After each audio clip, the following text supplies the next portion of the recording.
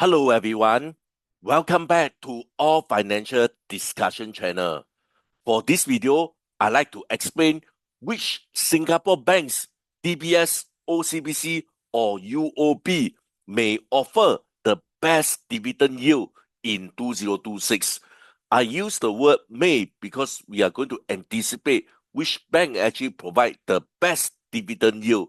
So this will be the objective of this video. Guys, before I continue, I'd like to urge you guys to help me by like this video. Guys, just a few seconds, help me press the like button now. For those who are new to this channel, and if you want to encourage me, please consider to subscribe and turn on your notification bell. Once again, thank you so much for strong support. A quick disclaimer, this is not a financial advice. Please conduct your own independent research and consult a professional if needed. Never invest more than you are willing to lose. With this, we are ready to kickstart today's discussion. Before I come into the discussion, why dividend yield is actually very important for retirement fund, let me paint this scenario for you to understand this better. For example, you are at 60 to 65 years old. Choose one, okay, only one, which is more important for you. For example, okay, whether you want to receive 200K or you want to receive a money payout, a guaranteed money payout of $3,000, which one you will actually prefer when you are at this age, 60 to 65 years old? According to survey, when you are at 60 to 65 years old, you actually prefer to have a guaranteed payout of 3,000 rather than to have one lump sum of payment 200K. So now coming back, how to generate a money payout. So basically this video, I will explain why dividend yield is very important for retirement fund. When you are at this age, okay, even you receive this amount of money, you probably fall into the victim of scam. You may lose a portion of this money. So therefore, for people at this age, 60 to 65 years old, they actually prefer to receive a guaranteed payout. For example, for this case here, a money payout of $3,000. This is what we have discussed earlier on, whether you prefer to receive 200K instant payout or you actually prefer receiving a guaranteed money payout of $3,000. This is actually highly related to our investment. For example, in order to have the possibility of receiving 200K instant payout, you probably invest into a growth stock. Imagine this, one stock that you actually invest a huge growth. After that, you sold the stock and you probably have 200K of profit. So basically, this is how you actually generate this 200K of profit. On the other hand, for money, you probably invest into a value stock. A value stock actually offers dividend, maybe not in a money basis, but definitely in a fixed regular time basis, they actually offer dividend. So basically, this is what is the key difference between receiving 200K and receiving a guaranteed money payout of $3,000. Imagine now you are at 60 to 65 years old, you actually prefer to have a money payout because okay, after you use up this fund, you may not have any more fund anymore.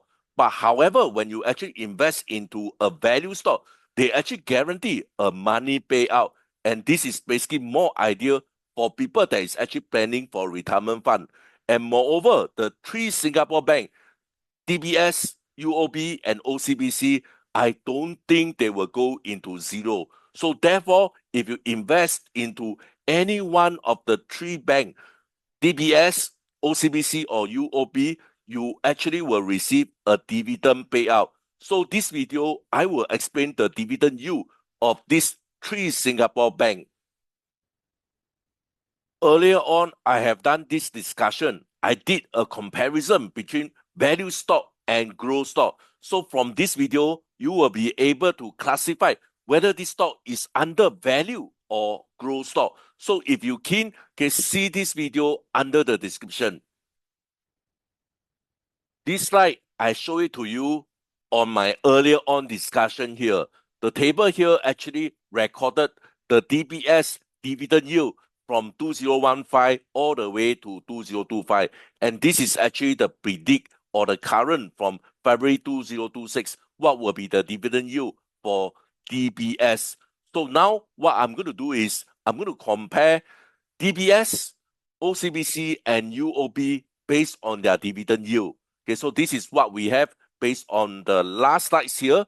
These are all the dividend yield for DBS. So now I'm going to show you for OCBC and UOB. Okay, we don't want to go so far away from 2015. So let's start at 2020 because after COVID-19, all the business model for the bank actually changed. So let's just focus from 2020 onward.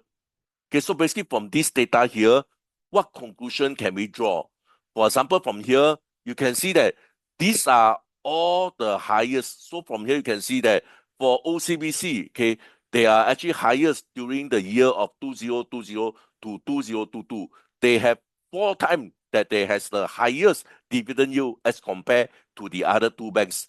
While for DBS, they only has 1 time they actually obtained the highest dividend yield, which is on 2023. Recently, you can see that UOB actually command a higher dividend yield. Okay, so basically later on, I'm going to explain why UOB actually has a higher dividend yield. But before I continue, I'd like to urge you guys to help me by like this video. Guys, just a few seconds, when you actually help me to press the like button, there will be a higher chances for this video to reach out to a larger audience. So guys, help me press the like button now. For those who are new to this channel, and if you have learned something from this video, help me to subscribe to this channel and turn on your notification bell. Once again, thank you so much for strong support. Now, let me explain why recently UOB has a higher dividend payout. This is because, okay, in the year of 2025, UOB actually paid a special dividend. Okay, so this is the reason why they actually command a higher dividend yield recently. At this special dividend at the year of 2025, they pay an additional special dividend, which is 50 cents per share. They actually separate them into 2 tranches. Each of them actually have a payout of 0.25. So this is the reason why they have this special dividend. They meet 6B of profit in the year of 2024. So therefore, part of their 3 billion capital return program, they actually pay out a special dividend and also the share buyback. So this is the reason why recently UOB actually has a higher dividend yield. This is what I mentioned earlier on. UOB, in fact, report record financial year 2024 profit of about $6 billion. So what they actually do on this profit, they actually distribute $3 billion as a special dividend and also share buyback. So therefore, this is why UOB, in fact, recently has a higher dividend yield as compared to the other 2 banks. Let's draw a conclusion. What can we say about this special dividend? Okay, so this 0.5 cents special dividend, we can consider them as one-off. No one can guarantee that 2026 we are going to have this special dividend. So hence, this special dividend should not be treated as a recurring yield. Okay, so we must be very careful on this. Over here, okay, basically mention the information on these special dividends. But let me draw a quick conclusion.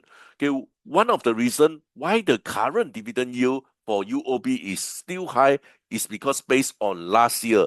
Based on the last year 2025 dividend yield of UOB is considered a record high, and hence because of some retention of information, current information on this UOB dividend yield is still considered high.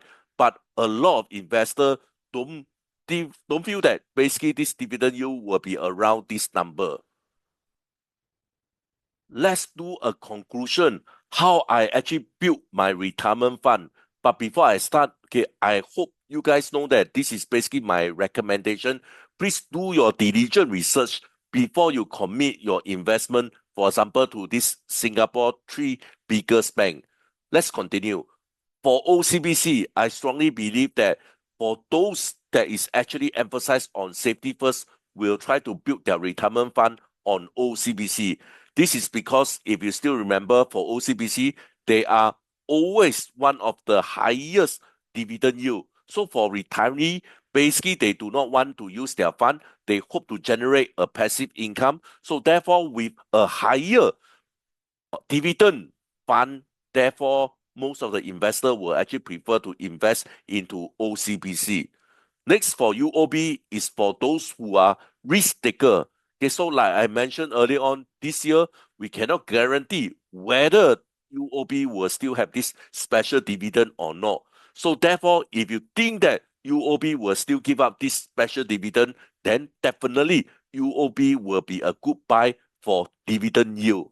Last but not least, for DBS is people that is actually has a strong belief in terms of the brand of DBS. So basically, this is how you can build your retirement fund.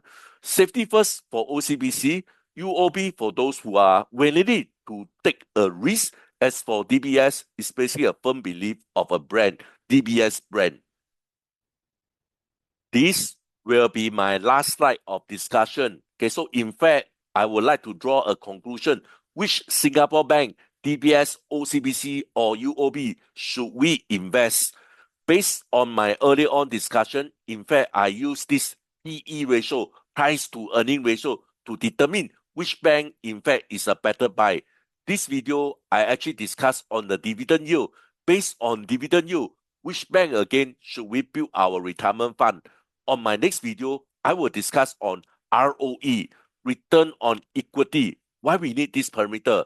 This parameter, ROE, in fact, will tell how profitability a bank is and also how efficient they turn our investment into profit. So therefore, if you're keen to know more about this ROE, stay tuned on my next video. With this, I'd like to end my discussion. Please help me to like this video and subscribe to this channel. Once again, thank you so much for strong support. I hope to see you guys soon. Bye for now. Thank you so much.